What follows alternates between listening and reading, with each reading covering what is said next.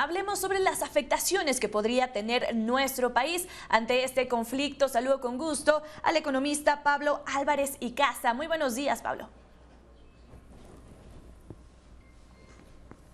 Pues mira, prácticamente hay dos efectos. Uno es que es el más fuerte por las variables financieras. Cuando hay amenazas de guerra como la que estamos viendo, o guerras ya declaradas, porque esto ya es una guerra, se genera mucho temor y mucha aversión al riesgo.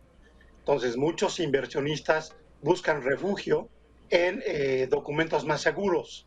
Entonces, eso ya lo vimos el día de ayer y hemos visto cómo la demanda por bonos norteamericanos creció de una manera muy fuerte. Esto implicó un alza del precio y se refleja en una baja del rendimiento. Esto es, están dispuestos a recibir menor rendimiento, pero por tener un papel seguro. También se refleja en un incremento importante de el oro. Y esto implica salida de recursos y por ende genera depreciaciones del tipo de cambio. Ayer, por ejemplo, México tuvo una depreciación en el tipo de cambio de mayoreo de 30 centavos, ¿no? Entonces hay una repercusión ya inmediata en las variables financieras y esto puede tener un impacto inflacionario. También hay impactos en los mercados. El precio del petróleo también. Sí, perdón. Me preguntaba, Lo perdón. escucho, lo escucho. El precio del petróleo y el precio del gas, pero también en algunas materias primas, porque Ucrania es un productor muy importante de maíz y de trigo, y estos precios también tienen un incremento en los mercados internacionales. Entonces, Por aunque esto supuesto, son esté las muy repercusiones que lejos, podríamos ver aquí en nuestro país. ya las estamos teniendo. Y el impacto obviamente va a tardar en llegar, pero ya estamos teniendo un impacto muy fuerte, sobre todo, insisto, en las variables financieras. Preguntarte, Pablo, hemos visto que la economía en nuestro país pues no va de todo bien. Incluso mencionaban que México ha vivido su peor cuesta de enero en este 2022 en más de 2 décadas. En una tasa anual Eso es estamos hablando falso, de ¿eh? 7.07%. ¿Esto viene a afectar aún más? Mira, yo honestamente creo que esa afirmación es falsa.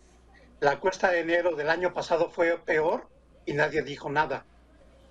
Esta cuesta de enero fue mucho más moderada, pero venimos de niveles de inflación mucho más altos. Esa es la gran diferencia, ¿no? Lo que estamos viendo es que con la inflación que tuvimos en la primera quincena de febrero, pareciera ser que la inflación sigue incrementándose y esto es lo que preocupa, ¿no?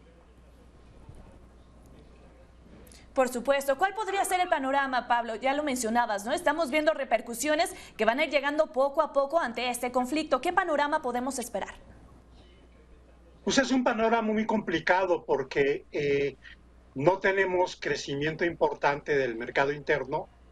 El motor, como bien lo dice la OCDE, ha sido el sector exportador, pero eso no ha jalado al resto de la economía. Y entonces tenemos tasas de crecimientos muy bajas con mayor inflación.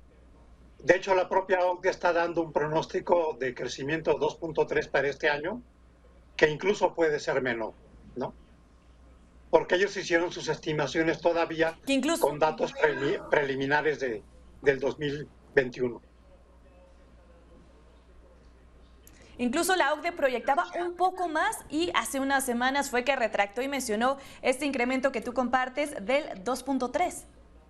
Sí, lo hizo este lunes pasado. De hecho, todavía Ok. tenía el crecimiento de 5.3 cuando INEGI acaba de confirmar crecimiento de 5%. O sea, todavía lo hizo sobre cifras un poco más altas, ¿no? Porque ellos hacen el cierre de sus estimaciones antes de conocer las cifras oficiales que se dan a principios del 2022. ¿Qué esperar nosotros como consumidores? Hemos visto este año pues el precio del limón por las nubes, las gasolinas suben, bajan. ¿Qué esperar nosotros como consumidores? A ver, tenemos una acción complicada porque la inflación lleva una tendencia inercial importante, pero hay factores de inflación que son importados y hay factores de inflación que son locales. El precio del limón y el precio del aguacate siempre suben en esta época, pero este año han subido más porque hay obviamente un problema con la delincuencia organizada que ha exigido cuotas o una especie de impuesto ilegal a los productores, y esto ha hecho que estos dos productos este año tengan un incremento mayor. ¿Qué tendrían que hacer las autoridades, Pablo, como conclusión a este tema? Mira, yo creo que ya están poniendo cartas en el asunto.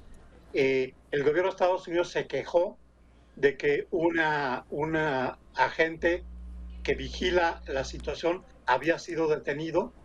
Se detuvo la exportación de aguacate una semana y el gobierno ya comenzó a tomar cartas en el asunto, precisamente por la presión del gobierno de Estados Unidos, ¿no?